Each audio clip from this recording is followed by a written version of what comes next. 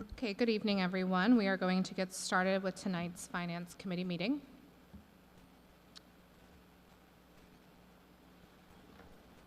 Okay. Welcome to the October 14th meeting of the Finance, Taxation, and Assessment Committee to review the fiscal year 2026 budget. This is our first meeting of many that we'll be having over the next month or so.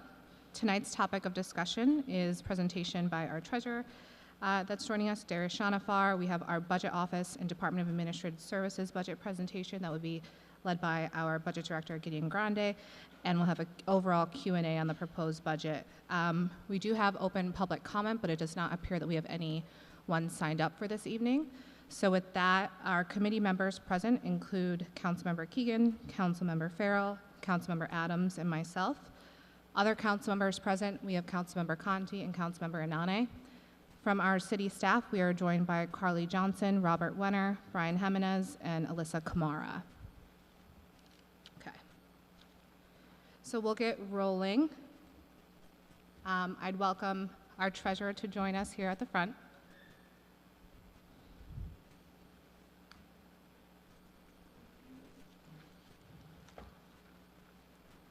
All right.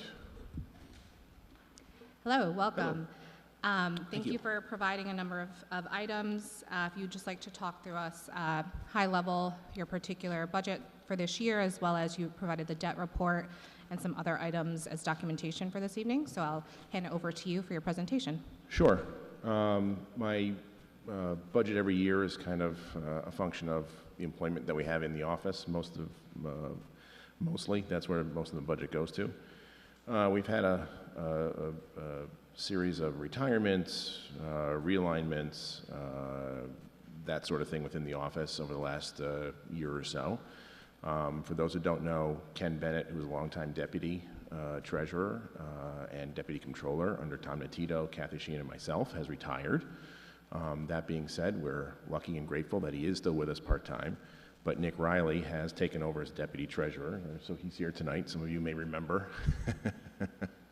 A wise hiring on my part, is that what you're saying, council members? But we're grateful to have him, and he's here in case we have other more in-depth questions.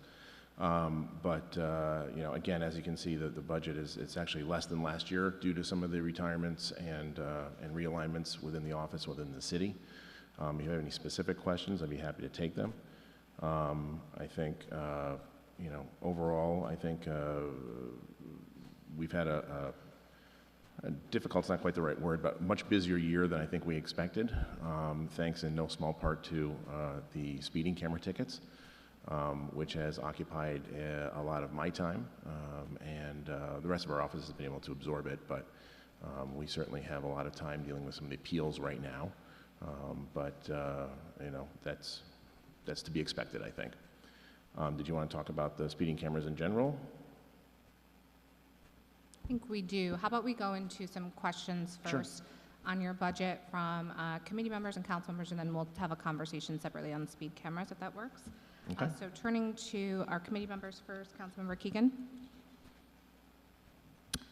Hi, and thank you for meeting with us this evening. Appreciate it. I just had some questions because it looks like you're changing around some of the staffing plan in the department, and I just want to make sure that we understand that. I've gotten a lot of questions about changes in administrative staffing. So you're adding a chief of staff? Correct. This year, and a systems analyst? Correct. And I believe a communications coordinator. And you are still planning on having the deputy treasurer part-time? Yes, that is essentially the spot for Mr. Bennett. Okay. And it looks like you're eliminating a confidential secretary position. And can you just kind of go over the justification for the changes in staffing? I'm not trying to make any arguments against it. I just want to understand what the underlying need was for the request for the increase in staffing to the department. I think one of the issues overall in the city, I have not done a lot with communications in my office. I've kind of relied on the administration to do whatever communications that do come out of my office. But I think overall the communications in the city have been less than optimal, I think, for the city. And I think it's negatively affected the city. And so I wanted to get a greater social media presence and do some more kind of fun things, if you can talk about fun in the treasurer's office, and to kind of assist the new administration in kind of raising the, how to put it, the negativity that flows towards the city on a regular basis. I want to be part of changing that narrative for the city. And I think I need to have a communications person solely devoted to that. And I have some ideas and some plans on how to do the social media on a regular basis that I think will be good and positive for the city. As for Chief of Staff, what I have found, particularly over the last year, is that the demands of the day-to-day on me have not really permitted me to do some of the things I'd like to do. I haven't been able to pull together another Food for Fines event that we did several years ago, where people could bring in food for the regional food pantries in return for waiving the late fees on their parking tickets. We might do the same for the camera tickets. What I would like to do is be more forceful on single-payer health care and how that affects municipalities and the property taxes that we pay. And I've been able to do that in the past on my own, but I think it's getting to a point where we need more activity on that front. Also in doing some of the day-to-day in the office to free up myself and or others to do some of the, we need to make a push on collections on the camera tickets, and we simply don't have enough right now to do that. And I think bringing a chief of staff is going to enable myself and or others to kind of take some off the plate and allow people time to do that. So I think that the chief of staff would be, my vision would be to be heavily involved in some of the day-to-day operations. As for the elimination of the confidential secretary, I haven't had one. I put the position in the budget for the last several years, but it hasn't really worked out to hire somebody in that position. So I think a better use of it is going to be towards the money towards one of those two positions. And then I'm assuming the systems analyst has to do with managing technology functions in the office? Yeah. That person is already on board, actually, and occupying a different position. Alice Otta, I don't know if you remember her, but she was working here when she was a student in the Administrative Services Office and was truly a tremendous asset to the city when she was there. We've been lucky enough to hire her. But that is really going to assist with the transition to the new ERP system, which is ongoing right now and will be coming full force on January 1st when we change over. Those were my questions. Thank you. Thank you, Councilmember Keegan. Other council members? Okay. One item that falls under your purview, I'll get to you in a second, Mr. Conti, is the capital city funding, noting that in revenue it's going up by $700,000 compared to the $20,000 last year. Can you just explain what the increase entails? I can't. That is more a question for the budget office. They were the ones who put that in. Yeah, I would assume that because they're asking for more money. Okay. Thank you. Councilmember Conti. Thank you, Madam Chairman. You're also eliminating the director of the Parking Violations Bureau? Correct. Okay.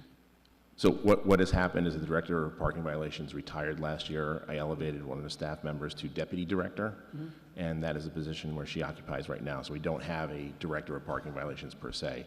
Should things progress as expected over the next year or two, I would imagine putting the director position back in and then eliminating the deputy there. I'm essentially the director of parking violations right now.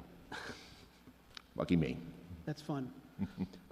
Earlier, I was looking for quarterly financial reports, the performance reports, and I didn't. The only thing I saw for 2025 on the website was the first quarter report. Okay. Is the there second quarter's on the website? The only thing I saw was the first quarter 2025. Okay. Unless I missed something. Which was dated July and was marked draft. And I'm just, and I don't even recall getting it this year, so I don't know if that was actually transmitted or not. I'll have to get them to you then. So is there Yes, There's a second quarter report? yes, Okay. yeah. And is the first quarter report still draft, or is that? No, that is the final. I'm not sure why it's still marked as draft, but that was the final. Okay. And so the third quarter, obviously, we would just finish the third quarter. Correct. So that would probably be Couple weeks? a couple of weeks? Yep. Okay. All right. Yep. And just sticking to questions on the debt report, I'm going to turn it over to Councilmember Keegan. And I apologize, I meant to ask these questions of you, but can we just get an idea, because things are a bit crazy in the greater general? wide world of finance right now. I think probably a different picture than when we talked last fall. Can we just kind of go over where we are in terms of borrowing and how the market is shaping our debt service right now, so that both the Sure. members of the council and the public have an understanding? Sure. Yeah, so the debt schedule on page 3 gives the hard numbers for what we owe in bonded debt. So we owe a total of $74 million over the next 8 years or so, 9 years. What that doesn't take into account is the approximately $106 million in band debt that we have issued bond anticipation notes for, but have not desired to actually issue bonded debt for. The analogy that I usually give for this is that bonded debt is essentially, you can think of it as a mortgage, and band debt you can think of as kind of as a credit card, a short-term credit card. So we borrow year to year, and we can do that for, it was up to 5 years. I believe that there's still a 7-year period for us to issue band notes because of COVID, a change in COVID regulations, that we could go for 7 years, and I think some of our debt in the band can be issued later on. So we're kind of waiting to see what happens in the bond market for interest rates to drop.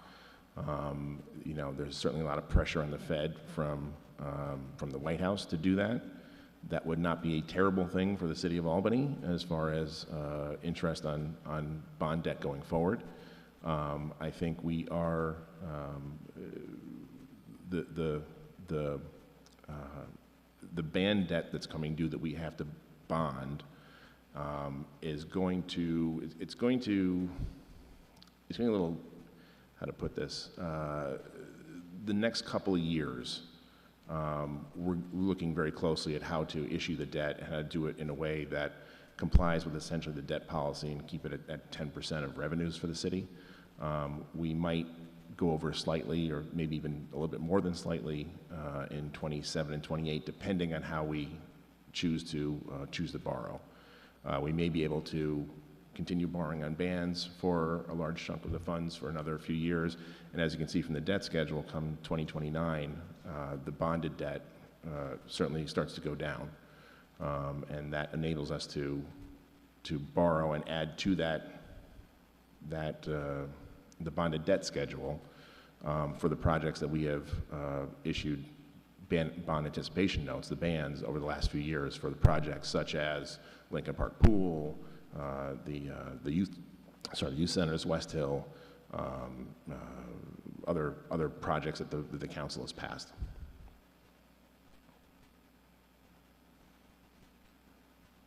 Thank you.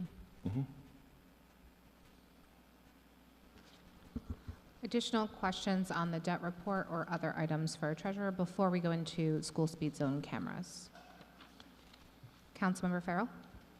I just wanted to thank you for doing I was going to ask, as I always do, to do the quick primer on all the different things, but you just now have it worked right into your spiel, so thank you for that. It can get kind of confusing.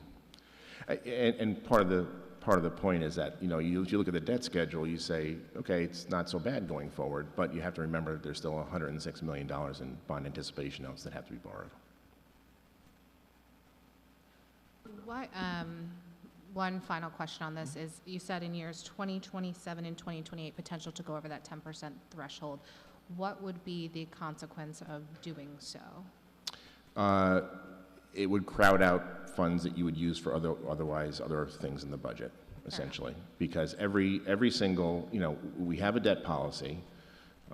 It says that we keep to 10% of the debt policy. I think Councilman Herring and Councilman Conti, I think, were active on putting that forward over the last 15 years ago, a little while ago. But the fact of the matter is that every bond authorization that the council passes is compliant with the debt policy. It's good practice to be at 10%, but there's no practical effect. There's no tripwire that happens and something like that. But it would crowd out money that would be used in other parts of the budget. Understood. Thank you. Okay. With that, we'll transition to our speed school zone cameras. It might make sense for our budget director to join us for some joint questions here. And we'll start in a second.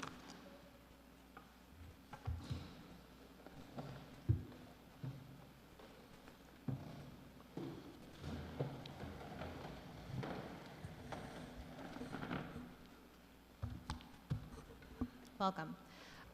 All right, so in a caucus recently, I think we discussed wanting to have some conversation of this during our budget season, so good platform to have this today.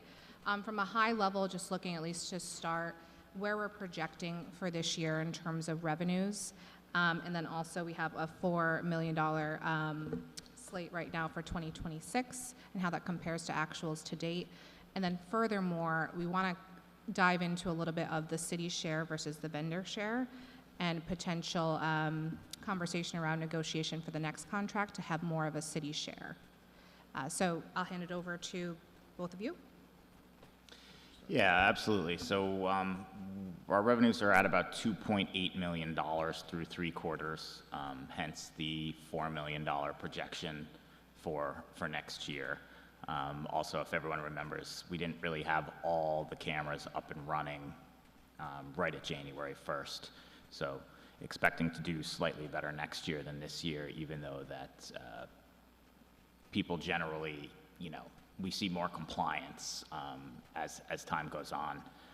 But, looking at, New York City's data, it does seem that, a lot of their violations in this area is basically mostly 1 to 2 violations per license plate per year, and that seems to be pretty consistent with what we're seeing as well. So. I can say that we've issued about 206,000 tickets through the first 12 months. I think not very many of the tickets are appealed, less than 1%. We currently have about a 70% payment rate. That's always a little bit lower because you lump in the most recent tickets, which are largely unpaid because people just haven't gotten around to paying them yet. However, if you go back about 2 months, it's about 80% payment rate, which is actually very good in the industry. What can I tell you? I ran through the numbers today, and it looks at least 75% of the tickets are issued to out of Albany zip codes. So, for what it's worth.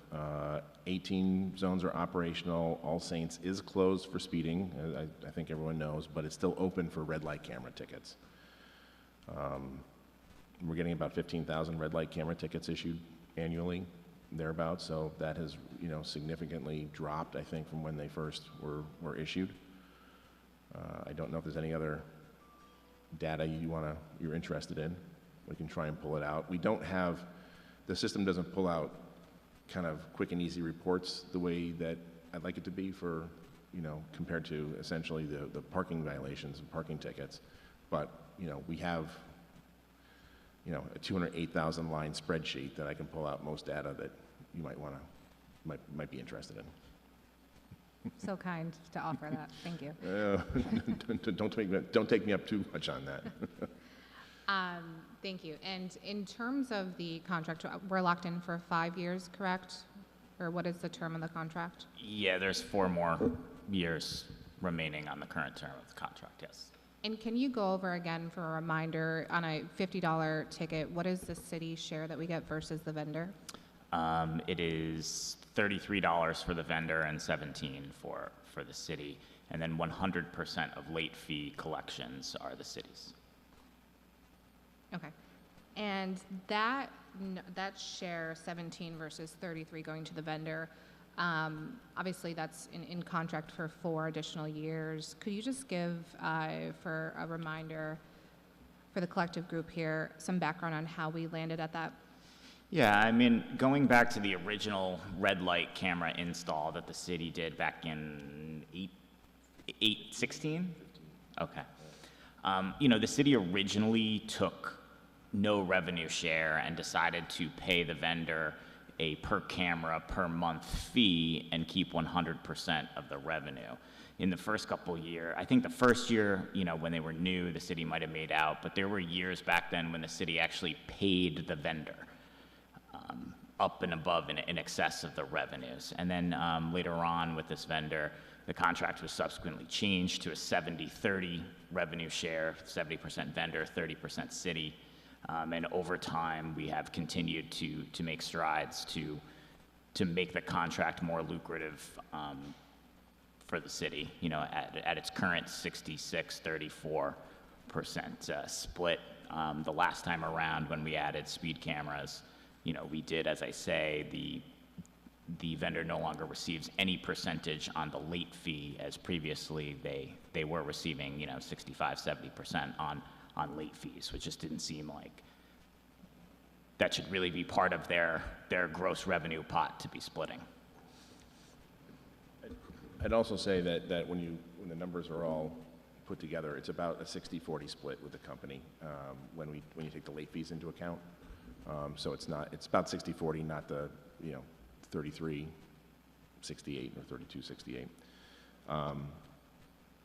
That's how it actually works out, which seems to be in line with what other municipalities are paying as well. And also, I think everyone should bear in mind that the only cost to the city of this program has been the addition of 2 officers to review the tickets.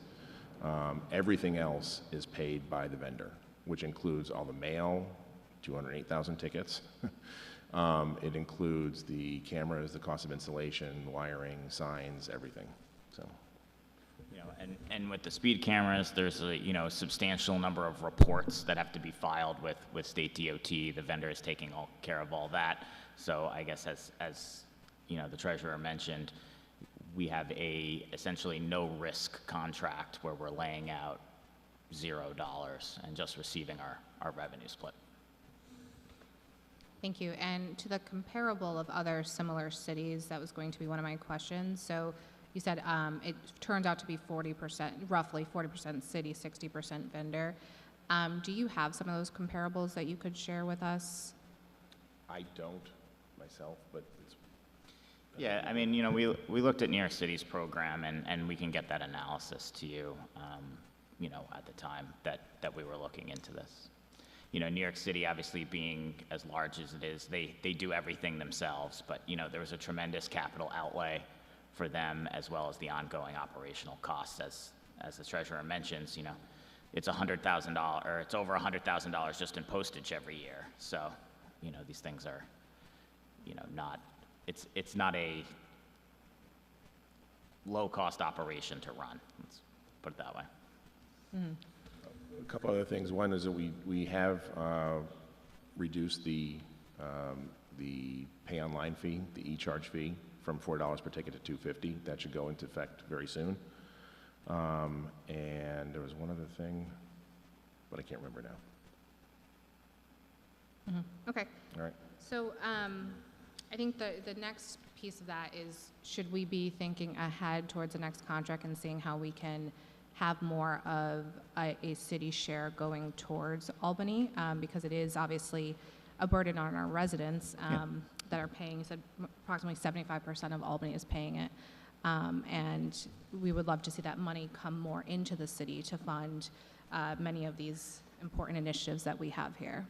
Yeah, absolutely. I mean, I think that you know, we should, like we do with all contracts, a competitive process and see what, you know, see what bids come in. You know, we've been using this vendor for, you know, both red light and speed cameras, and, you know, there was a desire to get the system up and running quickly and, you know, realize a more present value revenue stream. And so, you know, when the term of this agreement ends, we'll be in a little bit better position at that point in time. Okay. Additional questions, comments from council members? Councilmember Farrell?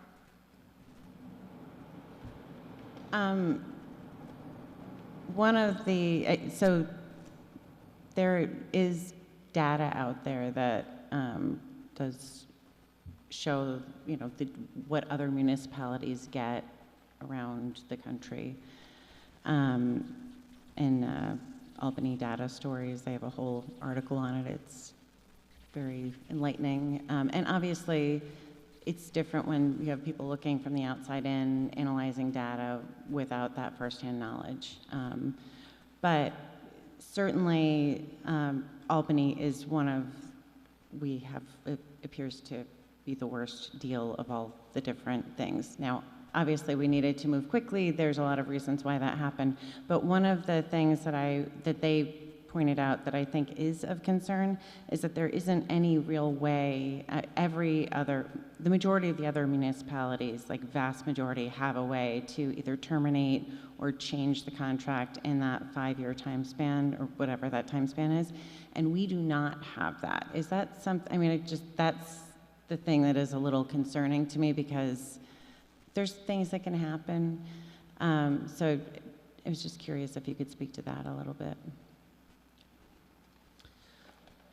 Well, I think that, you know, obviously the agreement, you know, speaks for itself, and, you know, I believe that, you know, there might be opportunities to make improvements on the contract. You know, I don't know every municipality's, you know, contract they have with their particular vendor, so it's difficult for me to speak on.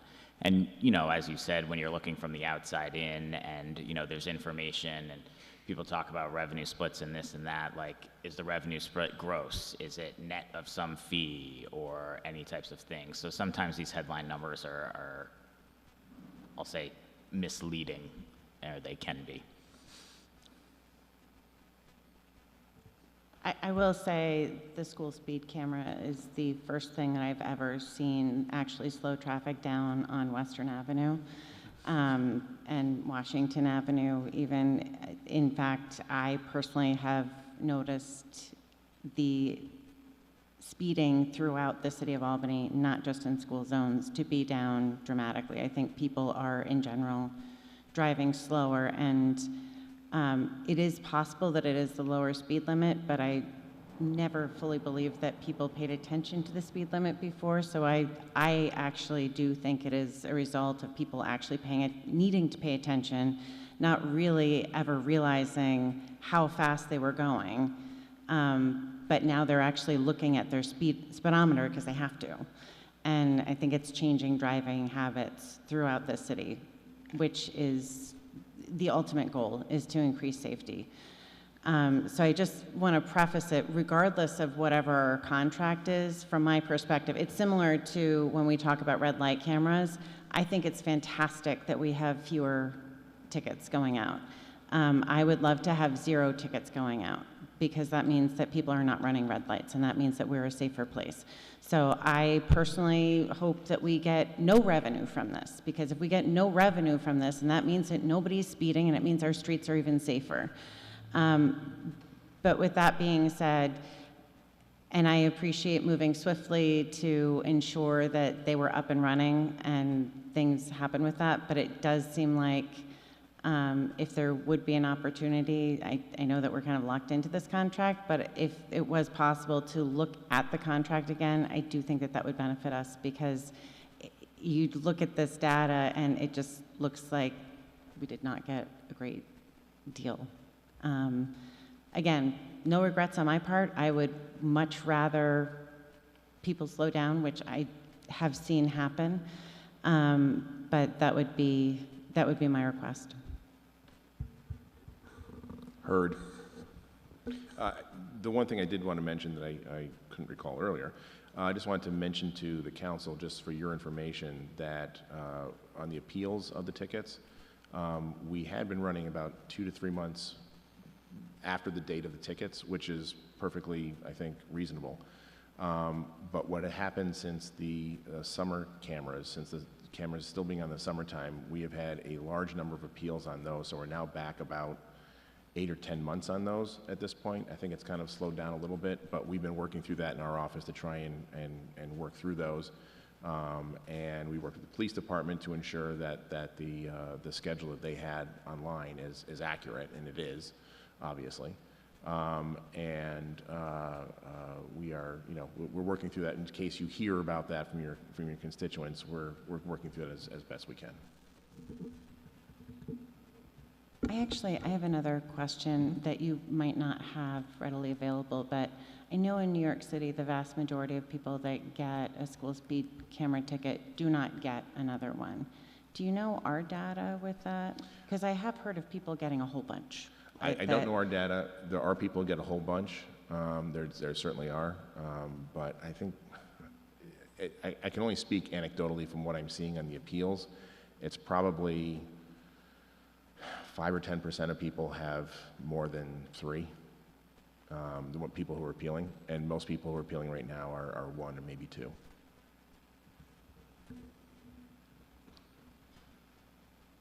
Okay, Councilmember Anane? Thank you, Treasurer.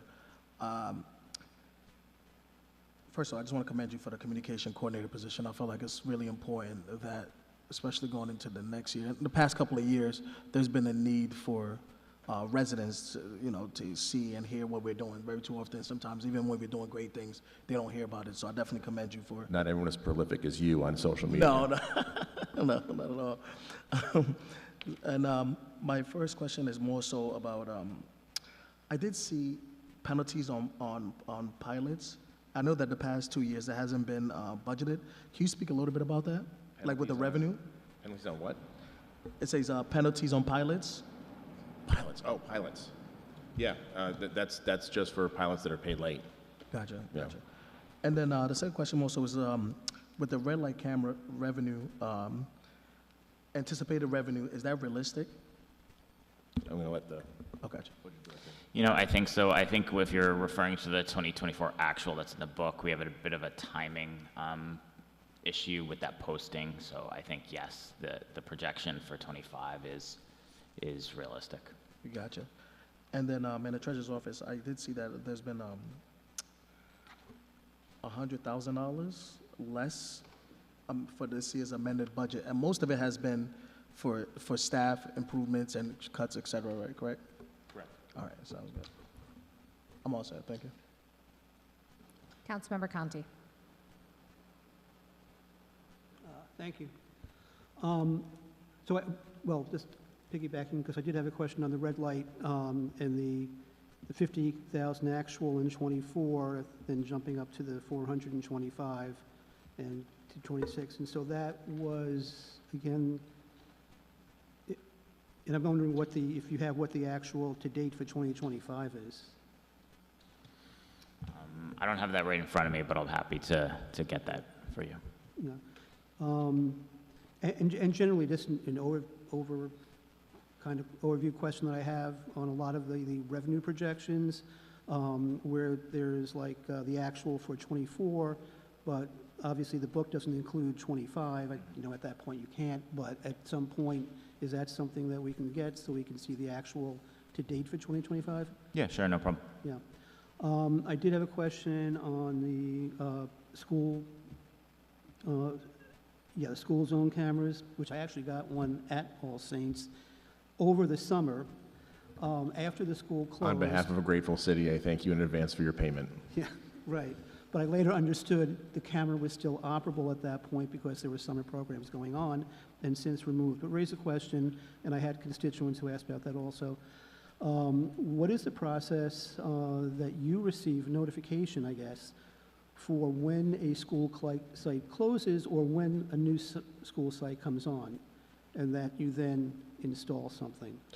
Is there a formal process, or is it just? I don't believe it's a formal process, but I think what the city has done is gone out to social media and gone out to the media and tried to get the word out to let people know that the schools are still open, that schools are still open, and that you know, the hours are listed on the website. Yeah, well, this is when a school closes, like the diocese did close some schools, and you get notification from them that this school was closing and that, Did we get notification? Yeah. Does it- probably not.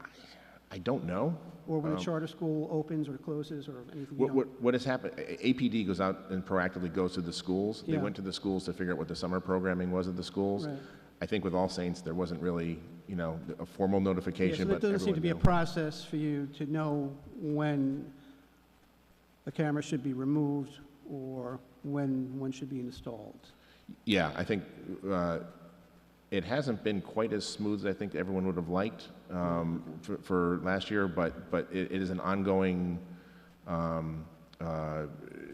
responsibility of the police department to make sure that they're up to date on the school zones and when schools are open and when they're not. Are cameras now at all sites that would be eligible or would be covered? There's, yes, although we have 2 cameras. We have an opportunity to place 2 more camera zones in the city because Toast and Hackett are joined as one zone and not 2 separate ones, and All Saints is closed. And the police department is talking about a couple of them. I can't remember which ones. I think North Albany Academy, I think on Pearl, if I'm not mistaken, or Albany Academy. Broadway, yeah, Yeah, over there. yep. And I think they have plans for another one too, but that's a question I can get an answer for you if you'd like. But we're at 18 school zones now. Okay. And then I had a question on the school bus cameras, which is new. And you have a 500,000 projection on that one. And is that based on, Yeah, I mean, that's based on, you know, the county has been running this program for a couple years now, and I believe they did about $650,000 last year that they distribute to the town school districts. You know, are looking at the vendor, or working with the vendor and looking at the data, you know, we anticipate to do about the same as the balance of the county due to our traffic volume and urban, you know, configuration as compared to, let's say, Guilderland or Colony. okay. All right. That's all I had on that. Thank you. Any additional questions for our treasurer / school speed zone camera discussion? Okay. Thank you for joining us this evening. We're going to transition to our presentations from our budget director. We should first start with the 2026 overall proposed budget presentation. And just to clarify, you are doing the administrative services as well, right? I am. Okay. All right, so we'll start here. We'll take questions on that, and then afterwards we'll do administrative services. Let me know when we're all clear from a presentation perspective. You good? Okay. So without further ado, Gideon. Thank you, Chairwoman. Good evening. Gideon Grandy. I'm the budget director for the city, and here to present the mayor's 2026 proposed budget. Just a quick summary overall. You know, the mayor proposed or showed a lot of this previously. You know, on the operating side, going up about $7 million in the general fund, and then some small amounts in the water and sewer funds and youth and workforce. You know, on the capital side, you know, where we have completed, you know, the 3 major projects, or close to completed the 3 major projects that we've been undertaking, the pool, the West Hill Community Center, and the Hoffman Community Center. You know, we see a rather large decline in the capital budgets for 2026. On the right side here, you'll see authorized positions, an increase of 18 for the general fund, 3 for water, and 1 for youth and workforce. You know, looking at some of the economics, you know, we see that we've pretty much fully recovered from the pandemic. Inflation is still a little bit high compared to what the Federal Reserve would like to see. We've been stubbornly holding at this kind of 3% number for over a year now. Obviously, they would like to see that down to 2%. But, you know, on the local side, the good thing is that we've essentially reached full employment unemployment rate just kind of bounces around 4% depending on, seasonality, with it lowering a little bit in the summer and then it increases a little bit in the winter, so on and so forth. And we've now exceeded pre-pandemic levels of employment for city residents. We have approximately, 50,000 city residents employed, compared to 49,000 prior to the pandemic. Along with those inflation numbers, we see Albany median household income has risen pretty dramatically since 2020. Going from just under $50,000 to now over $65,000 just 4 years later, which is a good thing, obviously, as people have more money to spend, more taxable sales, so on and so forth. The chart on the right is still showing the lag over the past 5-year lag here of the depths that we really fell during the Q2, Q3 period of 2020 during the pandemic. And again, we've climbed out of that and are now seeing, record numbers of residents employed in the city. This is a housing chart. I know it's a little bit busy with the 3 different types of housing that the Greater Capital Region Association of Realtors tracks. But I think the point here is that, again, coming out of the pandemic, we saw a dramatic rise in home prices. And now since the end of 2023, we've really seen that sort of level off, which is, I think, encouraging that, as rates come down and, home prices are leveling off, hopefully people will have, some more opportunities to get into home buying as we move into, 2026.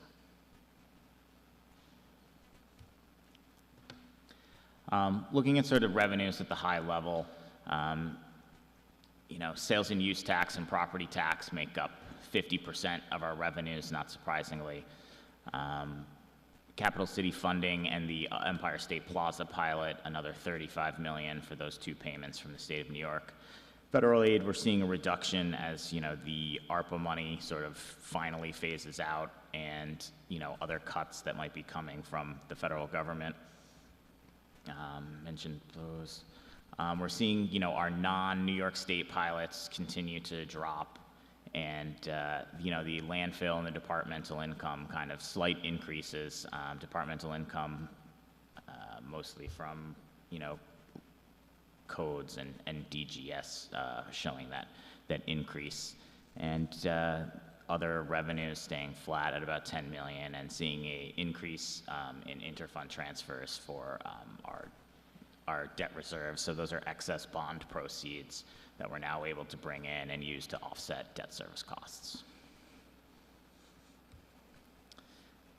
Over the past decade, the city has really held the line on property taxes with an average annual increase of only 1.25% per year over the last decade. Obviously, you saw in the mayor's presentation and coming here in the next slide, we have a 3% property tax levy increase assumed in the 2026 budget. But when you look at the rate as a percentage of the full market value of homes, we've seen a decline, in that rate each of the past 4 years. And again, similar to, what the mayor showed a couple weeks ago with a little more detail here, under this proposal, the sort of typical homeowner would see about a $51 increase in taxation, and the sort of typical commercial property would see about a $173 increase.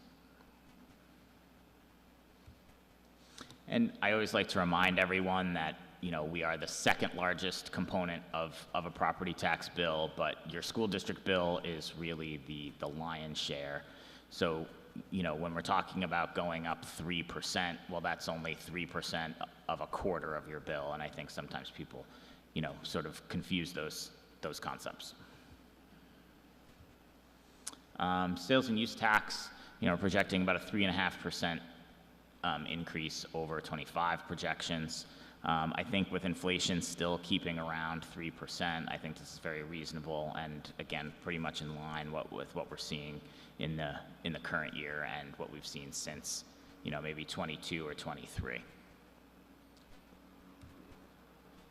Our other major revenues are really payments from the state. These include our capital city funding, our 19A payment, which is the Empire State Plaza pilot, as well as aid and incentives to municipalities, which the state increased by about $50 million to all jurisdictions outside New York City a couple years ago, hence the increase from 12.6 to 14.1 in 2024.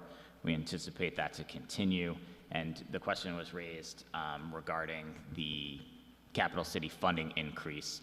These payments are, all intents and purposes, pilots for the state owning, 40% of the land within the city.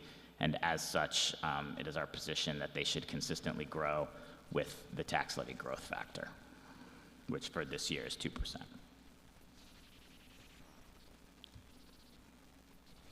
The other revenue raiser that was talked about,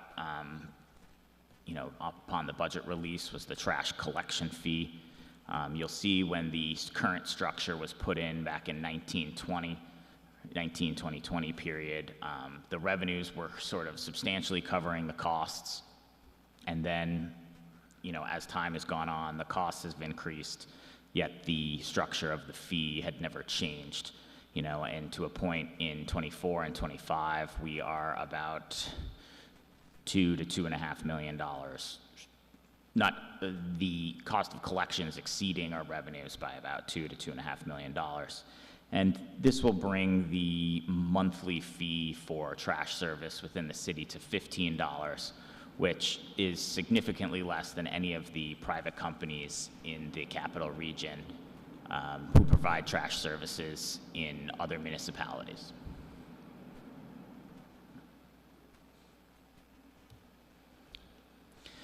Can you pause for a second? We're just trying to get the sound. Thank you.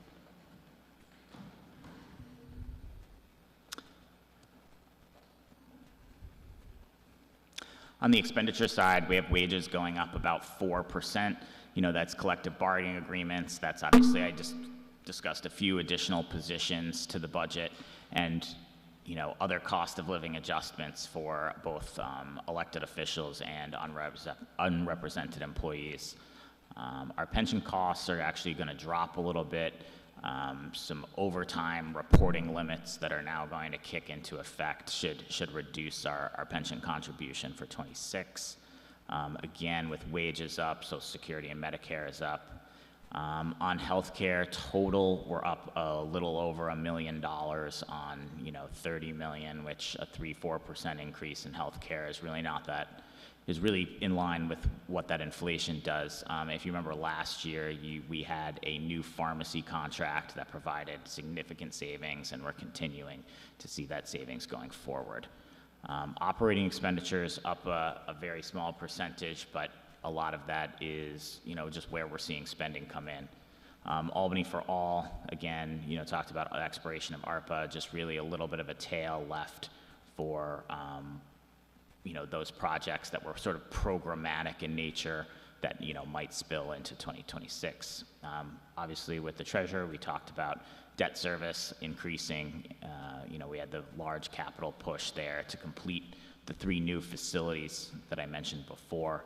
And here's the associated debt service coming online at this point in time, and a reduction of interfund transfers, mostly cash to capital reductions for 2026. Here's just personal service sort of detailed, broken out. You'll see that again, as I mentioned previously, wages up 4%, benefits up about 1%, with 3 or 4% increase on healthcare, and then a small decline on pension. Personal service continues to be. Personal service continues to be obviously our largest expense, comprising 2/3 of our total budget. And here's our non-personal service expenditures. You'll see that sort of operating expense, you know, while the budget to budget increase doesn't seem, you know, like much, you can see that based on 2024 actuals, I think we have sufficient funding to continue all the operations at current service levels. You'll see that debt service sort of green box increasing and the ARPA spending coming off with that light blue box at the very top. Looking at the capital budget, as I mentioned at the beginning, a pretty slimmed down budget, $51 million in an all funds basis. That's about a $15 million decline. And you'll see that nearly 40% of that budget is state or federally funded, with only $33 million coming from city debt. I think last year we were more like, that's probably a 50% reduction on the debt budgeted or planned for 2026 versus 2025. As I sort of alluded to, there's not a whole lot of big splashy projects in this year's capital budget, but after the 3 large projects we did, you know, the Washington Park traffic reconfiguration is the largest single project in there. 8.5 total project cost, where we started the design in 2025 and now looking at approximately $7.7 million for the construction, with $2 million coming in state aid for that project. And then we have $16.5 million for general roadway reconstruction and resurfacing that we tend to do that kind of $15 million amount every year, with about 9.5 coming from our state roadway aid allocations. And the last sort of project, we have a legislative item from the state assembly that will be a $1.25 million in state aid for basketball facility improvements across the city.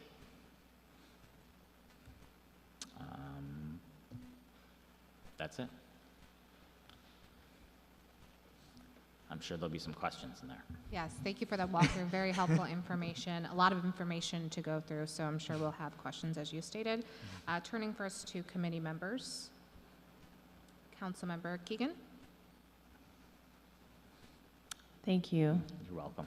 For making the time to be with us pretty much through all of budget season. I have a lot of questions, so I apologize in advance.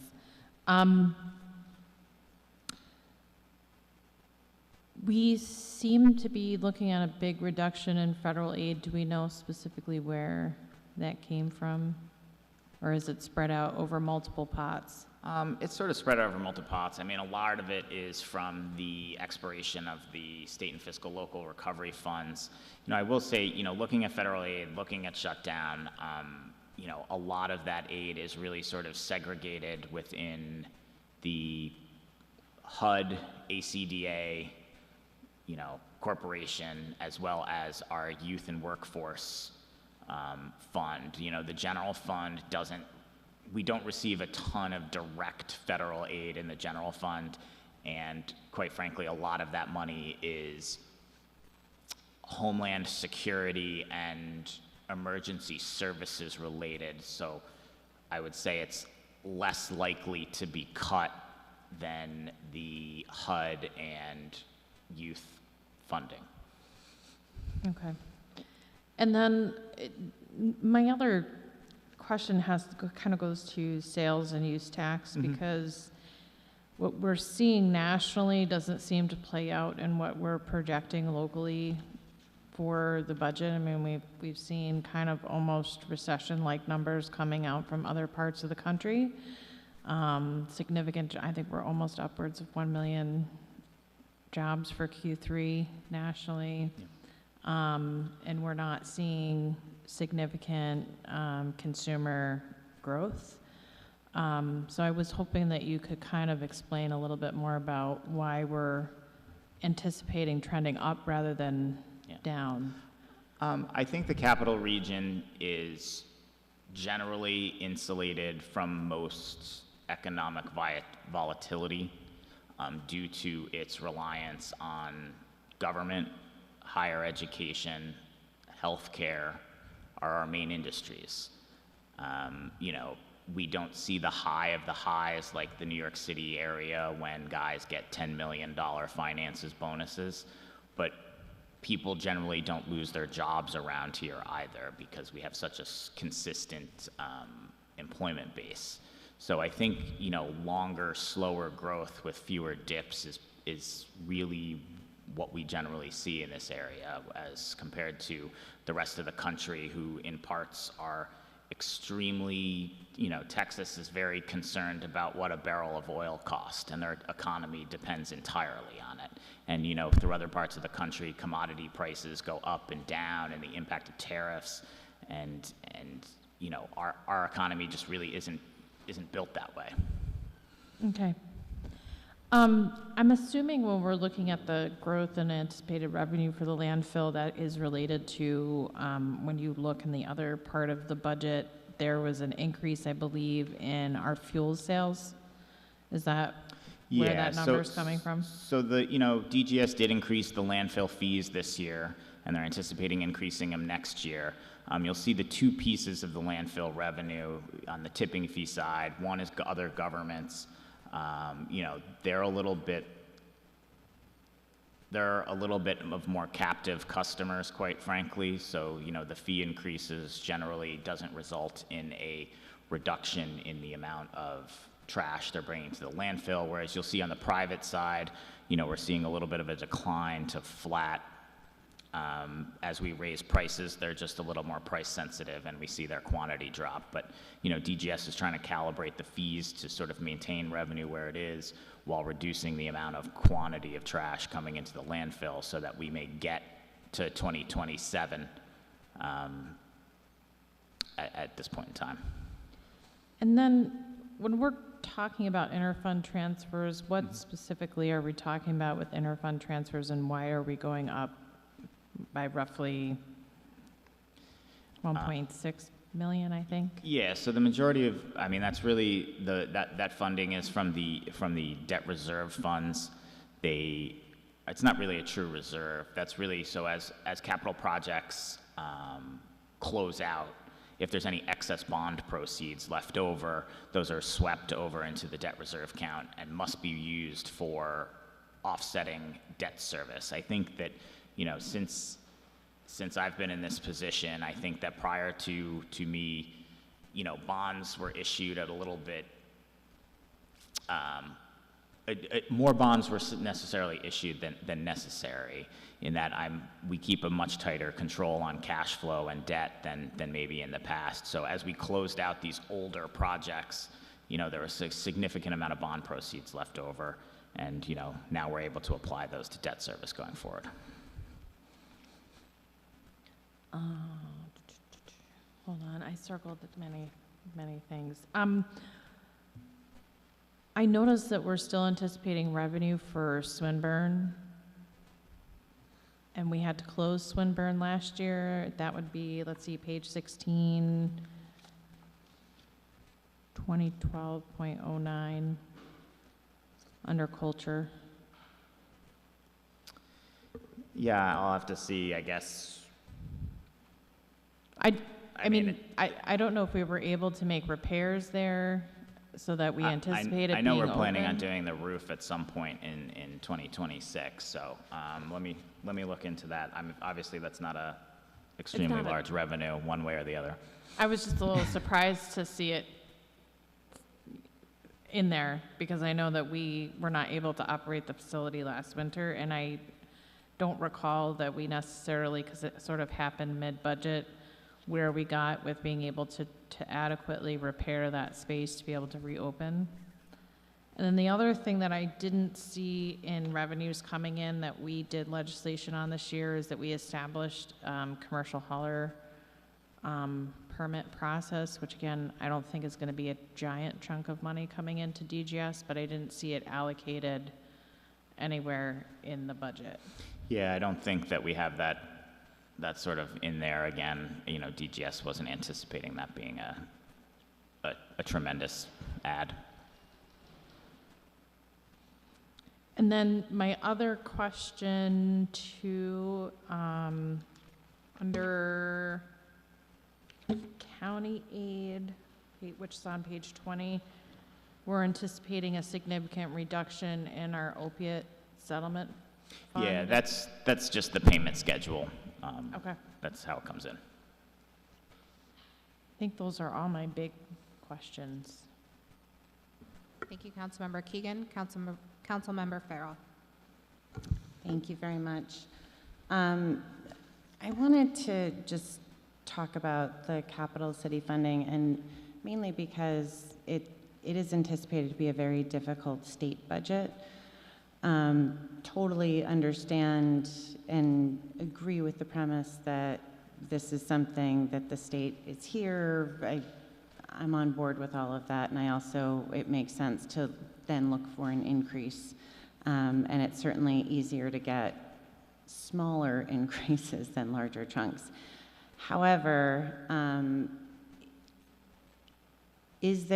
what happens if it doesn't come through? Because with the level of where the state budget is looking this year, it is very dire, and there's a lot of things that are on the table that normally would not be on the table in terms of cuts. And I'm just curious, not necessarily even for the 700,000, but what happens if if you don't mind talking through, because there has to be some sort of contingency plan if that's not fulfilled. And I'm just curious what that is. Well, I mean, yes, of course. We would obviously be looking towards any other, revenue opportunities that might become available that we could come to the council for authorization mid-year. Also, looking at holding back spending on certain items. Obviously, as I mentioned, personal service is, the vast majority of our budget. Hiring freeze for non-essential personnel, things like that. I mean, limited travel, reducing any sort of not 100% essential contracted services, doing some things in-house that maybe we didn't before. I think there are a lot of tools, in a $225 million budget to locate $700,000. I'm concerned not about the $700,000, but about the $20 million, I should say, to be clear, or even $5 million, because the increase happened last year. It could entirely be something that the budget office is like, all right, we're going to stick with this 15 million because we're cutting everywhere.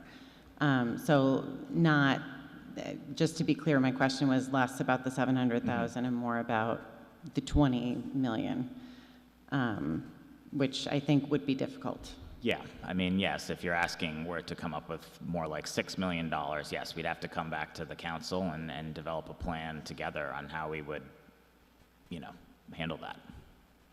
Hopefully it will not come to that, but I just think it's something that as we're reading reports and seeing the impact on the state budget, it is a very real thing that we should be talking about and prepared to hopefully not have to do, but it is something that could impact us. Along with that, just as we're looking at the federal landscape and the impact on the state budget and the potential further impact, it's good to hear that, although obviously we all very much appreciate the ACDA and HUD and Youth Force programs, that's something that we would not want touched, but that we are not overall going to be dramatically impacted directly by any federal cuts. But we could be dramatically impacted on the state side. So just to kind of talk through the revenue, again, looking forward, so we have an increase in positions. If we're looking at potentially, like, not just this upcoming year, but if we're expecting many years of bad state budgets, because the federal landscape is just not looking great for New York in money, unfortunately, just based on the current administration. There are a number of additions in terms of employees, that's a longer term thing. Obviously, it's not the one shot where we then just don't put money in that budget line. It's then somebody's job. I am concerned about laying people off potentially in the future, that kind of thing. And also, this is the highest property tax increase that we've seen this administration do, which hats off to you and to Mayor Sheehan for keeping it low. But if you can walk through some of those pieces, I do think that that's an important thing. I know my constituents are asking about this, and I think it's an important thing that we discuss publicly. You know, well, I think it's difficult to necessarily say that this dollar went there. I mean, these are general fund revenues that fund general fund expenses. You know, it was just required that, you know, the past few years we've been doing 2% tax increases, I believe the last 2 years, and, you know, this year we needed, you know, a little bit more revenue to sort of keep operations at that current service level and provide, you know, all the services that the residents both expect and deserve.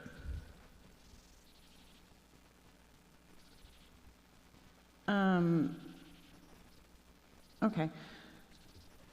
I guess I would just flag that, like, I do have concerns about being able to sustain the employees that, even at the number that we have now, let alone the increase, the additional FTEs. Because it's something that I think that it is one of the most valuable things that we do. We provide services to our residents, but we also provide jobs, ideally, to people that live in the city. But regardless, it's something that ensuring that we're able to continue those jobs is very important, and I am concerned about the ability to do that with the federal landscape in the future, and the impact on the state budget. I have a question about the median. When we look at, and this is just because we went through a whole assessment change, is $250,000 actually still the median home value? Because I don't think it is anymore. So I'm just curious if it's possible. It's probably a little low for the median single-family home value, but as far as all residential parcels, it's probably pretty reasonable. Yes, I look at that when I pick the examples. I'll get you the average residential parcel value. It's helpful for us when we're talking to our constituents because that number is a helpful number to bring up. But when you say for the $250,000 median home, and then we get into, we just went through a reassessment. Now my home is valued at $360,000. What does this mean for me? I mean, yeah, of course. I mean, you know, yes, you're absolutely correct that as a single family home, that number is going to be higher. But we have a lot of, you know, apartments, co-ops, condos that were valued at less than $250,000. Okay. With the landfill, I think it is a very good thing for us to be raising the fees. We are near the end of the life of our landfill, and that it's going to go up dramatically in cost, especially because the landscape in New York is, our landfills are all closing down dramatically, and there are not many left. So after that, when all the landfills are closed in New York in 14 to 20 years, everyone's costs are going to go up dramatically when it comes to trash fees. So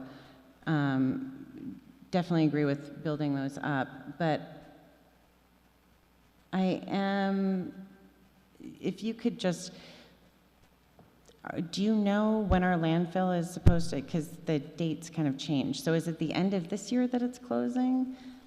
No, I think we anticipate. I think 2026 now? Because I mean, I feel like it's like, and I know that this is not something just for everybody to be aware that is listening right now. This is not the city being wiggly. This is DEC working with the city to extend the life of the landfill, which we happily accept as they do it, but it is a process that they go through. So this is not the city of Albany. Yeah, and look, I'm not a sanitation engineer, but I know the math is a little bit difficult on this, that, you know, obviously we've reduced the amount of tonnage we're taking in, you know, every month to try to extend the life of the landfill. And, you know, in addition, as current garbage decomposes, it opens up more volume for new garbage to be put in at the same time. So it's not like a static calculation of, we have this many cubic yards left and we're going to put this many cubic yards in. No, the volume keeps changing, you know, as we move forward in time as well. So, you know, right now, you know, we have sort of the planning and design phase of what's going to be a transfer station in there, and then, you know, the construction we have budgeted for next year, right now, or not next year, 2027 right now. Hopefully, maybe DGS will be able to get into contract for that new facility towards the end of 26. You know, if we need to come to the council to sort of pull that money up from 27 to the end of 26 later in next year, we'll do so. But, you know, I don't think that the new facility will probably be ready until end of 2027, beginning of 2028. I expect that this will be a riveting discussion when DGS comes to speak to us, so Yeah. we'll be able to talk even more about trash later. And then I was just wondering if you could, there's obviously also a lot of discussion about the elected salaries, and I was wondering if you wouldn't mind talking through how you came up with the exact, what you looked through, just because for our own, and for anybody listening, their elected salaries have not been raised for 8 years. We have an opportunity to raise them before people are elected, and that is the only time that they can be raised. So that just for the people at home. Yeah, I mean, in general, you cannot, quote unquote, give yourself a raise within your current term. So these would be raises for those who are seated at the beginning of next term in January of 2026. You know, we basically looked at our peer municipalities: Buffalo, Rochester, Syracuse, and Yonkers, the other, you know, 4 big cities outside of New York, you know, as well as regional comparisons, looking at Schenectady, Troy, you know, Albany County, Schenectady County, Rensselaer County. You know, and we sort of looked where we are in context of, you know, those municipalities, the size of their budgets, you know, geographical cost considerations, as obviously Yonkers is much more expensive than Albany, so on and so forth. And, you know, we had our consultant who did our unrepresented pay study back in 2022 sort of put a lot of this data together for us, which I can share, and sort of came up with, you know, what other legislators make, where Albany sort of fits into that, and same thing with the chief executive, the chief fiscal officer, and the internal auditor roles. And just to clarify, all of those numbers came directly from your office looking at these different regional things. I know that we as a council did not weigh in on any numbers or anything like that. No, the executive branch conducted this review. Thank you. That's all my questions. Thank you. A few questions for you. Going back to Councilmember Farrell's point on the property tax increase, I think it would be helpful for us to get a couple tables with different scenarios. One for the average assessment value of a single-family home and a multifamily home, just to better understand what the impact will truly be to our residents. Yeah, I mean, I'll make you a whole table. I'll do it at every $100,000 level, and so you can see it, you know. That would be very helpful. Thank you. And as it relates to the waste collection fee increase, doubling from 90 to 180 for single family, obviously we're going to have deeper discussion when the Department of General Services is here, but my initial question for you is, what was the rationale behind doubling this year versus a more gradual increase to offset? And obviously you showed us a table where expenditures are much higher than revenue coming in for this item. However, when we talk about impact to residents, I'm curious why a gradual increase wasn't applied. Yeah, and I think, you know, hindsight is 20/20, and to your point, maybe we should have been doing gradual increases, you know, since 2019. If you look at the statute calls for, you know, the fee to offset the cost of collection, and it really only did in the first year that it was restructured. So, you know, it wasn't needed at the time, and, you know, sort of gave residents and homeowners a break, so to speak. As you mentioned, both low tax increases and no change in the trash fee for a considerable period of time. You know, as I said, yes, looking back on it, maybe a more gradual approach might have been more effective, but I think it's just covering the cost of collection is really what we need to do with that fee. Okay, thank you. A couple questions on just smaller items I'm seeing, just looking for some clarification. So on page 16 of the budget for pool revenue, we have going from 5,000 in the adopted budget of 2025. Just curious if you have any projection on where we're landing for actuals. And then for 2026, we say 100,000. Just to confirm, city residents are obviously not charged for Lincoln Park pools, so how are we coming up with 100,000? Correct. City residents are not currently charged. I believe that with both the Lincoln Park pool's capacity as well as the outdoor pool that will be opening at the West Hill Community Center, we will be charging for non-city residents. Recreation believes that is an appropriate projection for, you know, what that number will be. Most towns throughout the region do charge pool fees to non-residents. And do you know where Lincoln Park landed for this year during operation? We didn't allow non-residents at the pool, Oh, thank you for that clarification. so it will be 0. And what would be the cost to non-residents come 2026? I think we're still developing that. I mean, I'm sure it will be in the $10 to $15 range, would be my guess.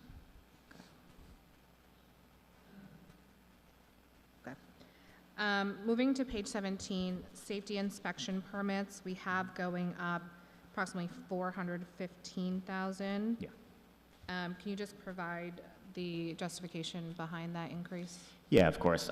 That's really just based on actual collections from codes so far this year. That's really what they've been running at for the last 12 months. We've seen considerable increases in their enforcement and inspection activities. Mm-hmm. Okay. Moving to page 20, a couple of items related to increases in public safety aid. So we have Homeland Security going up by more than double. Yeah. We also have some FEMA funding coming in for 2026 proposed that has not been received in prior years from federal aid. So can you go over what's behind those numbers? For state Homeland Security, so that one is, you know, we receive allocations every year, and, you know, police really just hasn't, you know, recognized all that revenue in prior years. So some of those activities that maybe were multi-year activities are going to be condensed into a single year. GIVE is our annual allocation of about $1 million. It's pretty consistent. You know, there's a new program, violence intervention. They received about $1 million for that. We anticipate about 600 will be recognized in 2026, approximately 400 this year. What other revenue? Where's? And 4960 FEMA. Oh, federal that's aid. the fire department. They just received a FEMA emergency equipment grant that you'll see a rather large increase in their equipment budget that's paying for. Great, thank you. That's all for my initial questions. I will just say before we jump to other questions, we are going to have a conversation later on in the budget cycle about the mayor's office and the changes there. So let's hold questions for that till our later conversations. Additional questions, Councilmember Anane? Thank you, Chair. First off, I just want to thank you for, the $500K for the bathrooms at Richfield Park. I see a lot of improvements, and also the $900,000 for Madison Park. My first question is more so, there's other questions that I have, but I'll just start off with, is there any outstanding, volunteer payments in lieu of taxes that you know of? Any outstanding pilot payments? I would have to ask the treasurer's office. I believe everybody has paid so far this year, but I'm not sure. Gotcha. And then my second question is,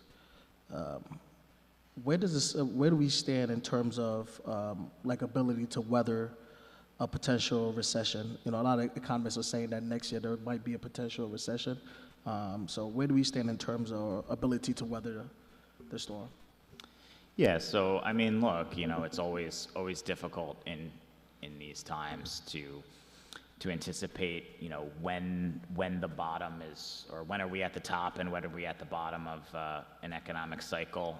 People have been projecting that we were going to have a recession in 25. It hasn't yet occurred yet. I mean, maybe there's some softening of jobs data, in August, time period. But I think that, I would take some of those projections with a grain of salt. Obviously, we've seen, a continuation of the lower federal tax rates, through 2029 at least. Generally tax cuts spur economic growth. So we'll see what happens. But as far as the city's position, we've increased our unrestricted fund balance by about $1.1 million over the last 2 years, running good operations. But as you mentioned, and a lot of our revenues, property taxes, are essentially guaranteed. Well, they are guaranteed by the county, so we'll collect 100% of those. And I think if there's anything that COVID sort of taught us, was that sales tax is a lot more firm and resilient than people maybe thought it was. It sort of got lumped into this volatile, economically driven revenue category when, I mean, really throughout the COVID pandemic, there was really one bad quarter, which was Q2 of 2020, and collections probably dropped for that one quarter by 25%.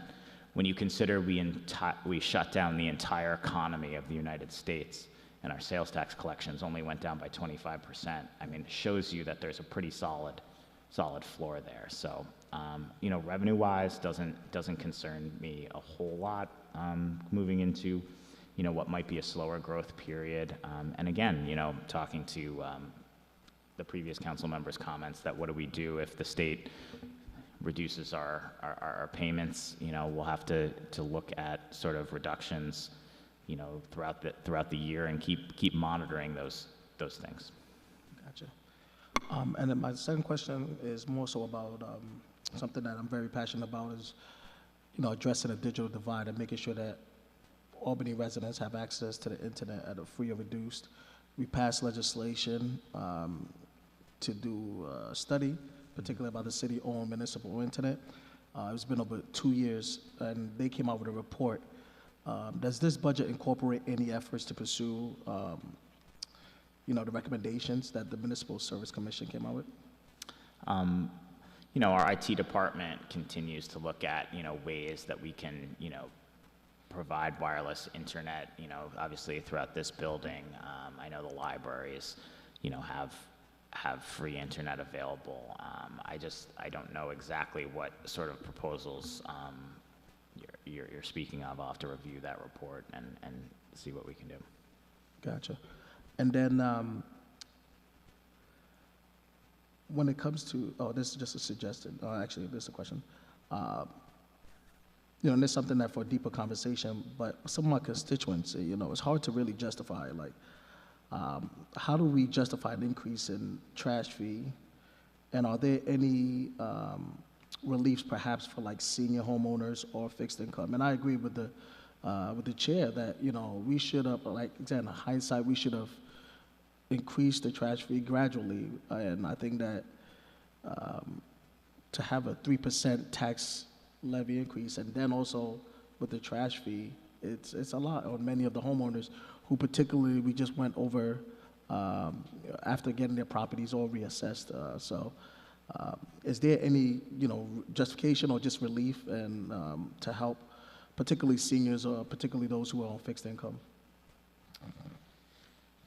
I'm not sure how to I'm not sure how to write that fee into law, but I mean, obviously we could look into anything, to your point, if a parcel has a senior star or low income senior exemption on it, can we, charge it a different fee? I mean, I'd have to explore the legality of that, only because this is like a fee for service and isn't, and is a little different than the deductions and exemptions allowed under real property tax law, but we could certainly look into it, yeah. Thank you. And just the last thing, with everything that's going on with finance with the city, have we thought about, is there any way that you could see maybe shared services with the county? Is there any department that potentially maybe we could start looking at and start thinking about maybe doing shared services with Albany County? Yeah, absolutely. I'd love to do more, shared services, opportunities with the county. Obviously a lot of what they do is not necessarily, what we do, in that, we have a more, our police force isn't quite the same as the sheriff's office. Our fire department is really involved in, actual EMS and fire protection. They don't really have a fire department. Maybe there's some synergies between like sort of our HUD ACVA function and their planning department, but we'd have to explore any and all of these. But yes, in general, I think that sharing services throughout government is a positive idea. Yeah, thank you. And then my last suggestion is just more so with, and again, I know that I'm a former educator, and when I look at utilizing technology to change behavior, I'm full support of it. Mm-hmm. And with the school zone or even with the red light cameras, I've always been in favor of it. I think what many of my constituents sometimes have concerns is that the revenue that we receive, right? It's it seems like it's not really, fair when you compare it to other municipalities. But another thing they always sometimes bring it up is that although they support it, and sometimes people that get tickets, they were hoping like, I'm not sure how we do this, but instead of taking that money into the general fund, is there a way that we could set that money aside for maybe street and road improvements, maybe like crossing guard safety measures or some type of education, instead of utilizing that money to go into the general fund? I think that if our constituents knew where that money was going, I think they'll be able to stomach it a little bit more, particularly for the next 4 years before we come back to the table. Yeah, I mean, could we statutorily restrict revenues for something? I mean, I suppose yes. I'm always wary of sort of doing that and restricting revenues for a purpose, because now these programs sort of become dependent on this specific dedicated revenue, and what happens when or if the dedicated revenue source is not as anticipated. Are we going to go cut the program? So tying these revenues together is sometimes problematic. But yes, of course, we can look into doing that.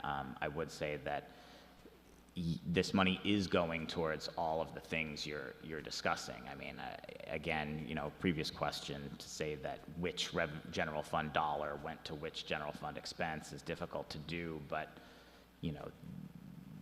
all the revenues are sort of funding, whether it's roadway improvements, whether it's school safety, any of those things. Yeah, thank you. Councilmember Conti? Thank you. First, on the trash collection fee, I am pretty sure there already exists either an exemption or abatement for people with a senior exemption or an enhanced star. And I think that was in the original. So I'm pretty sure that's already there. I'll look into it. Quick question going on assessment. Is there any plans next year or near future for another citywide assessment that you're aware of? Citywide property assessment, reassessment? I don't think there's any plans to do a full reval like was done, previously. I think just, I think, yes, there's an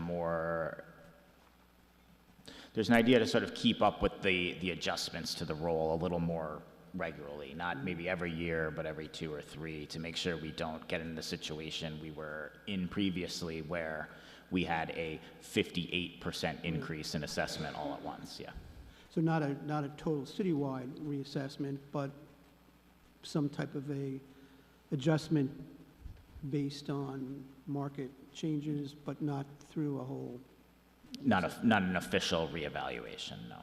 Okay. Yeah. I had a question on, there's reference to $500,000 for the Youth Support Hub. Not getting into the details of that program, but there seemed to be an indication that that would be funded by grants.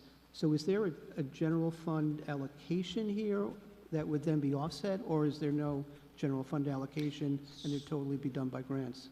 No, so there's an expense like in to see it. recreation on page,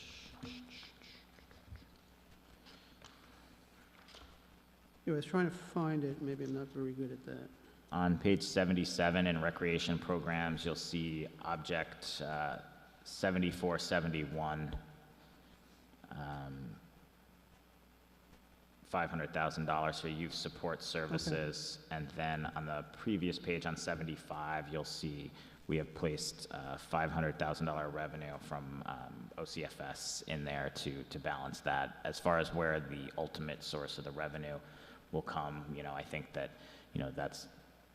that's not a fully answered question at this point in time. I know people are looking for, some private sources of funding for this program as well. Okay, so the intent is that it would be offset by state grants, or it could be also outside foundation, private Exactly. grants, et cetera. I think I had another question. Some of may have been answered. On the federal cuts, I mean, my sense is that, again, I think you referenced this, it would be, our biggest exposure is really, in terms of direct services, is through HUD, and a lot of it through the CDBG program. Is that probably the best? Absolutely, yeah. Would Section 8 cuts hit us also? I mean, yes, it hurts our residents, but no, there's not really any impact to our budget other than individuals become homeless and then, all the downstream economic externalities of that, but. And we have no, aside from reports or indications, nothing official has been proposed that I'm aware of. And I've seen news stories about substantial cuts to HUD and HUD programs on the national media, but as far as I know, nothing specific has been proposed that we're aware of? Yeah, no, I think a lot of those news stories and reductions were part of the president's original proposed budget that I don't believe a lot of those HUD cuts were, enacted at the end of the day, no. Okay. There's reference under pilot, and I think the pilot agreements, this is probably on page 15, the on real property taxes, 1081 other payments and pilots. Yep. There's reference in the narrative about a $400,000 reduction that's attributable to changes in the zoning law. Is that what's reflected there? Yeah, I mean, I would say that, more pilots are falling off than are coming on the rolls, is what I would say. Mm-hmm. Okay. And I don't know if this is a question that you can answer, maybe not, to the extent that there's a reduction of pilots related to fewer development projects that may be going through the IDA or the Community Resource Corporation, that is also potentially impacting their budget as far as fees and their availability of resources that they can invest back into the community for various services? Yeah, I mean, obviously the county and city IDAs are funded through, their fees on the bond sales as well as any of the, deals they do. So yes, their budgets would be, But we don't have any information on that, or I don't know if that, you wouldn't be the... No, I don't really have insight on that, no. All right. Just to note, I know the council is considering changes or expanding the resident permit parking system, which potentially would change your revenue number. Okay. I don't know if that would be substantial or not, but whatever. Yeah, that's a small revenue. That's only like $80,000 or $90,000 a year. Yeah. Okay. And just generally, I mean, a request, which I think I mentioned before, just so we have a better sense as to the revenue numbers for what, what the revenue or expenditures are to date versus just for the 2025 adopted we have, but if we can get that. Of course. So we get better understanding of where we are. Thank you. Okay, additional questions from any council members? Okay. Thank you, Gideon. What we are going to do, oh, go ahead, Councilmember Anane.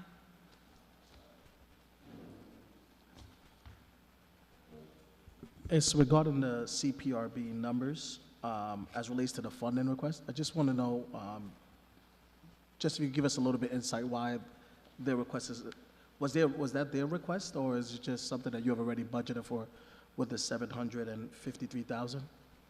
I'd have to go look, but I believe they requested a higher number. What was that number, if you mind me asking?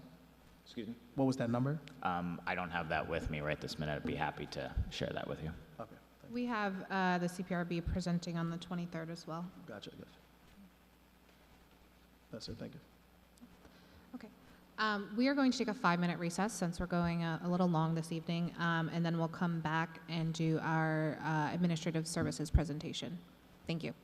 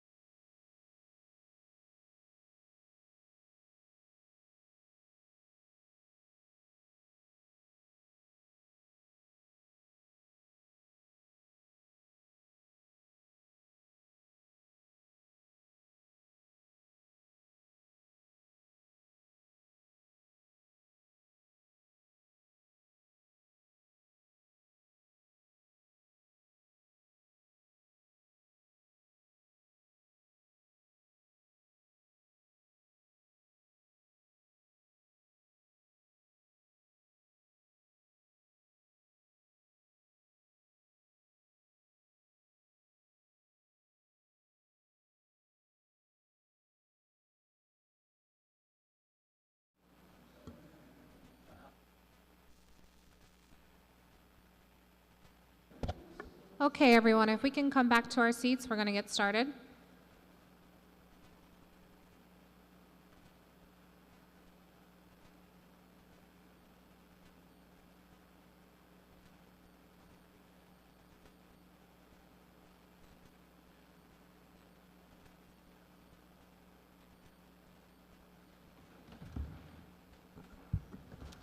All right. Good evening. I'm here to present the proposed budget for the Department of Administrative Services. We're really sort of the backbone of the city, providing, financial, HR, IT services to all of the other departments within the city. So overall, as I sort of mentioned, we provide the centralized management and sort of oversee the day-to-day functions of the city, making sure payroll gets paid, civil service is done, approving, procurement, purchasing, all those types of things. You'll see sort of our main functions. We have human resources, management and budget, IT, cultural affairs, innovation with sort of our project implementation. Our staff there has really been integral in the current ERP implementation project. They also handle some of like the EEO reporting and any sort of ad hoc projects that got thrown at us. And then we have one employee who handles record management. She is a sort of a quasi-city county employee over at the County Hall of Records. You'll note that there's one sort of function that is missing from years past. We're in this budget moving sustainability over to engineering and sort of putting those functions together in what we feel is a more appropriate location so that they can sort of influence all of the construction decisions in the city to make sure we have sustainability represented there. I'm not going to go through every single thing we do. You guys have seen this presentation probably elsewhere. Anne Marie has given it in the past of all the individual functions that we provide. IT, as I said, financial and compliance, HR, doing HR not just for the city, but the school district, the library, the housing authority, the parking authority, all of those things. Benefits implementation, we have a $30 million health plan that they're in charge of, as well as handling workers' comp, paid family leave, bringing on and off the summer youth and seasonal employees. And then cultural affairs, you guys are familiar with all their events, Tulip Fest and Alive at 5 obviously being their largest ones, but there are events all throughout the year. Again, just sort of by the numbers, HR, all the exams and applications that are done throughout the year. 1,200 retirement system enrollments. A lot of those are summer youth individuals. I think we had like 600 summer youth this year. Not all of them sign up for the pension system, but Tatiana and I do our best to get as many of them as possible to sign up. I believe we had like nearly half signed up this year. I think that's a lot better than we used to do, which was like 10%. So our talks when we go over there, when they're doing enrichment days, seem to have helped. Again, HR, does a lot of things. They're out in the community, whether it's civil service workshops. If you're not familiar with state or local government, these things can be a little bit opaque to people. So trying to help people navigate that process, try to be more inclusive of those who can get a career in government. We did our first lateral firefighter hires this year under the new policy. And HR is also implementing prenatal leave, parental leave, and paid family leave, which were things that Councilwoman Keegan, you sort of worked with us on getting that legislation passed and implemented during this year. Again, HR does everything they can to get titles authorized for the HELPS program so that exams are not necessary. We have a lot of people who do a great job in their roles, and sometimes standardized testing isn't in their strong suits. Budget administrative, our big project that we've done this year and really is going to probably go through the first half of next year is our new enterprise resource management system. We selected Tyler, who's our current vendor. We're upgrading to sort of their top of the line product. The financial module is going to be ready for 1/1/26 go live, whereas HRM and payroll we're going to do during the first half of 2026. So hopefully by sort of budget prep time next year, we'll have the entire system to sort of use for that 2027 budget. EEO department within HR is undergoing its case management system RFP and review, so we have better data on that front for whether it's discipline or complaints or anything of that sort. And our Hall of Records, Public Records unit is doing a payroll record digitization project, and this is really going to help our payroll department out a lot. When people retire, you need to provide the retirement system with 10 years of payroll registered data to make sure that their pension is calculated accurately. And right now, it's a process of calling over there, getting, paper boxes, going through them, scanning them, sending them over to the comptroller's office and so on. So now, everything will be available, on the cloud server to grab for any employee at any time. Again, we do about $115 million of payroll, that includes the general fund, workforce fund, water and sewer fund as well. The state did the healthcare worker bonus stipends. We got those out. Those were funded by state aid. And we're currently monitoring about 90 MWE contracts for construction, and these contracts have a combined value of $130 million. Always doing retro pay for contract settlements is really a task. We've been better at settling contracts without, lagging too far out in time. I know at one point some of the union contracts were 10, 12 years out of, expired. So that was a really big one that was done, I believe, in 2020. But, we've sort of been keeping up with these things, usually not letting them get out by more than a year or two. We do about 4,500 purchase orders, and our new contracts management system that we implemented in 2024 is really now up and running, and we have several hundred contracts that are now available for all departments to use and view at any time.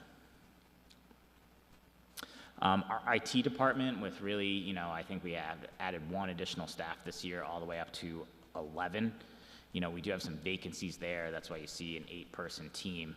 And, they really do a tremendous job making sure that our network is secure and, responding to all employees' needs. As you can see, 2,000 help desk tickets are answered in any given year. ARPA, we're sort of at the end there, and as I mentioned in sort of the citywide presentation, we have maybe a few programmatic dollars for these things that extended into 2026. All of the sort of hard capital money has been expended and is out the door. Just some of the sort of impacts. We distributed grants to 78 small businesses through, I believe it was like the bids and Capitalize Albany, over $1 million. 88 apartments in Steamboat Squares. RISE did, some refugee and migrant support services. Habitat for Humanity built several single-family homes, and we did all these other sort of great projects that provided new community space for individuals throughout the city. Going on to cultural affairs, sort of the 5 large-scale events. We did cut Alive at 5 back from 8 events to 6 events this year, and I think that was a positive for the program. We actually collected more revenue in 6 events than we did in 8 events last year. So I think there was just a little bit of fatigue doing so many in a row, and I think people have more options these days where. Maybe when Alive at 5 was first sort of laid out 20, 30 years ago, I think that, whether it's, Saratoga expanding their summer season, the Empire State Plaza concert series, Troy does stuff on their waterfront. So I think having, bigger attractions and fewer events was really a positive change. And you can see some of these numbers below that, we've got over nearly $100,000 in sponsorships and vendor fees to make sure that, these things aren't 100% taxpayer funded. Really looking at our budget, it's not a lot of big changes year over year. We added one position net, which is a combination of two reductions, one being the sustainability director going over to engineering, and then we've added back the deputy commissioner of the department role. I think that with the new commissioner and a new administration coming in, giving that individual sort of, viewing that almost as a special assistant to the commissioner type position should be beneficial in, enacting their agenda going forward. Overall, total expenditures down about $1 million, and that's really a reduction in the ARPA outlays compared to 2025. And department revenues reducing by $1 million as well to reflect that change. As you can see, our sort of net local share of the department remains at $4.2 million. Things we're looking to do in 2026, continue our Join Out Albany campaign, and really starting and continuing to sort of work on those civil service sort of series, ladders. How do I go from out of high school or out of college account clerk 1 to becoming chief accountant in the Treasury Department and all the steps in between. As I mentioned before, go live of the new ERP system, and we're going to continue installing EV charging stations throughout the city for public use. IT continues their security upgrades and GIS mapping throughout the city, kind of trying to create that GIS base map that can be used by all departments is really, really a positive thing. And community engagement in the climate action plan. So we have, we put in for some money from the state for a new climate smart communities grant, and we'll be using that to start outlining that plan with the communities. And again, Reimagine Alive at 5. As I said before, we reduced from 8 to 6 events, and now I think going forward, again, new administration with a reset, I think we'll see some more changes to that series. And we would like to sort of expand our employee engagement initiatives. I mean, the treasurer sort of mentioned that communication has not always been our strong suit, so we would like to expand a little bit on that, and HR has finally sort of filled the communications coordinator position that had been vacant for some period of time. I guess, any questions? Thank you. Questions from committee members? Councilmember Keegan. This is really more of a comment or feedback somewheres. In our city web page, under Tyler, I believe we have an open data page that seems to be amalgamous and not necessarily well maintained, that I've gotten random members of our community asking me, what is this data? Why is it here? Who maintains it? So just point of feedback as we're doing the Tyler project. And I don't know how ITS would even have the bandwidth or the manpower to maintain that, but if we're going to have open data, we really should maintain it. Yep. And provide some context to our community members who may be looking at that data.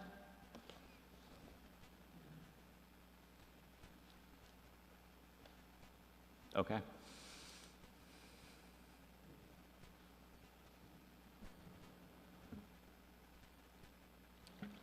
Any additional questions from committee members? Okay, turning to council members. Councilmember Conti. Thank you. Earlier this year, we eliminated the residency requirement for city employees. I'm wondering if Are you monitoring, has that had any impact, i.e. cities, employees relocating outside the city, or has it been helpful in bring new employees in? Any, just Yeah, I mean, general observations on that? I think I'd, obviously defer that sort of question to HR a little bit. I hate to give an answer without really knowing the data behind it. I mean, I think I would say that talking to most, department heads and directors and things like that, we're getting more applicants and we're getting higher quality applicants. As far as actual residency data, as I said, I would hate to make a statement without looking at it first. And then I have a question on the installation of EV charging stations. And I know earlier this year, maybe like going last year, through the Office of Sustainability, there was the grant funding they had to do installations. Some of them were in Washington Park. It seemed like that stalled because of issues with the funding. I talked to Jason about, a couple of months ago in terms of status. And I think there were 2 grants he had. I don't know if one was National Grid, another was federal one, but one was no longer available and that stalled. And I'm just wondering, in terms of the installation of the charging stations, that's grant dependent, and is that all that grant funding there, or is that a reliable source, or? Yeah, I mean, I believe the National Grid sort of direct pay program, yes, that's continuing because that was built into the PSC rate case for things that they were awarded to do with their revenue. And yes, DEC, I believe, updated their contracts portal, and I think that we are now on track with signed contracts with DEC to, move those. There were like 7 or 8 locations that we were going to do with both that grant money, the National Grid sort of, I'll say, direct pay services that they were going to provide, and city match, yeah. So those locations are the same ones that were previously in this grant that we had? Yes. So I should contact him in terms of what's going on? Yeah, Jason, I can go look, but yeah. No problem. No problem. Councilmember Anani?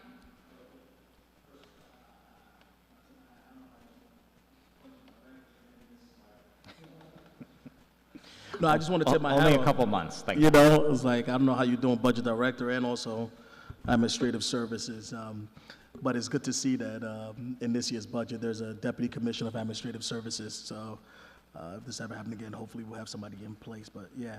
And then I just want to advocate for, I'm a casino that's closing on Pearl Street. And I actually stopped in and kind of talked to them. And, they always talk about, how we used to have events, particularly on the Pearl Street downtown area. And they always want to say that, if there was a way that we could advocate, I want to advocate for more cultural affairs, more cultural events all year round to kind of help some of the businesses on our downtown corridors. So if there was any way that, particularly when it comes to like marketing and promotion, if there was a, increase, or any type of position, particularly cultural affairs, because they do a phenomenal job, and whether it's Tula Festival or Live at 5, I just want to advocate for more funding for them because there are people that's coming from COVID, they still are shy about coming outside, and I feel like cultural affairs could really do a great job of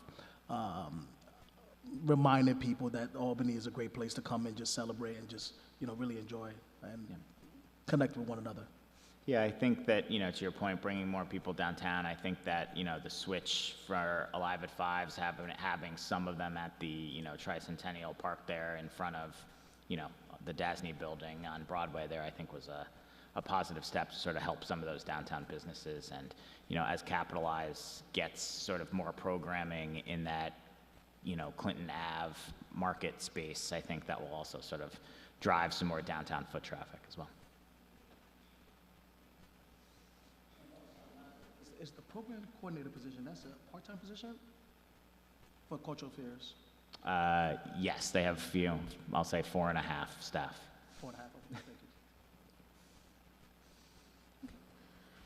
you. One request for you, Gideon, I don't think we've seen this yet, and if you've sent it, maybe we haven't received it yet on our side, but last year we received a supplemental salary book. Yeah, I Yeah, I sent that. Yeah. Okay, so we will get that distributed to all council members Yes. for our next conversation, but thank you for providing that. Okay, any additional questions for administrative services and for our budget director this evening, who has been graciously walking through multiple presentations?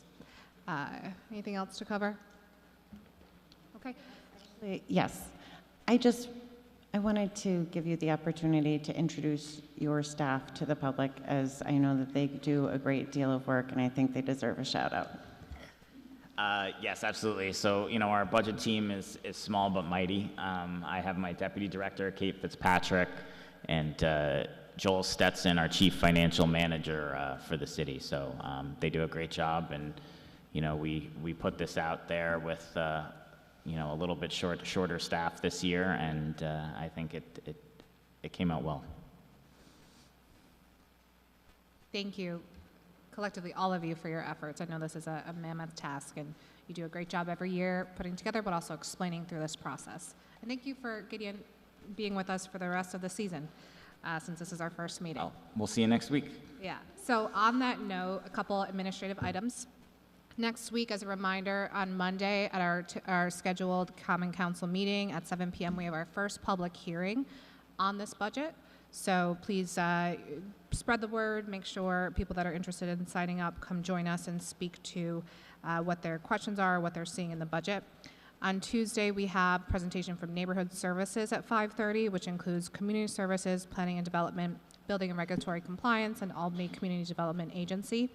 And then we're back here Thursday at 5:30 to discuss recreation, youth and workforce, and the CPRB. Final administrative item for you, anyone that has walk-on budget items, so budget adjustments or additional items that they would like to discuss from the council, please submit those to myself and Brian by next Friday so that we can have a plan for discussion for our additional meetings that we have. With that, do I have a motion to adjourn? Motion to adjourn from Councilmember Adams, second from Councilmember Keegan. All those in favor? Aye. Aye. Good evening, everyone.